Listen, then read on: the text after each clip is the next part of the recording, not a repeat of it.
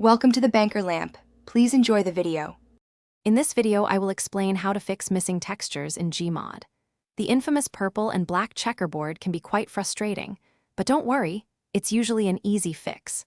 Most texture issues stem from not having the necessary game content installed.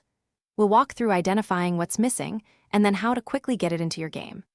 This guide will help you get your Gmod experience looking 100% correct again, so let's dive right in. To begin, you need to identify what content is actually missing. Those bright purple and black checkerboards are the primary visual cue.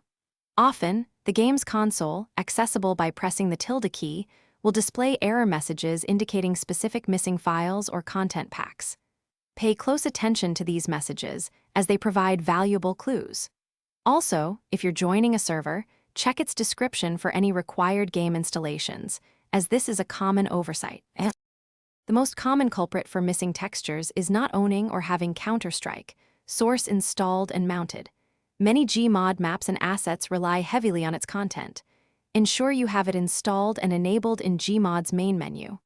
Other Valve games like Half-Life 2 Episode 1 and 2 or Day of Defeat Source might also be required for certain maps. For custom content, the Steam Workshop is your best friend. Subscribe to the necessary add-ons. If installing content doesn't resolve your issues, try verifying the integrity of your game files through Steam. This process checks for corrupted or missing files and replaces them automatically. Another helpful step is to clear your Gmod download cache, which can sometimes store problematic data. As a last resort, a complete reinstallation of Gmod can often fix persistent problems, ensuring a fresh start for your game files. Thanks for watching. If this was helpful, leave a like and consider subscribing. See you next time.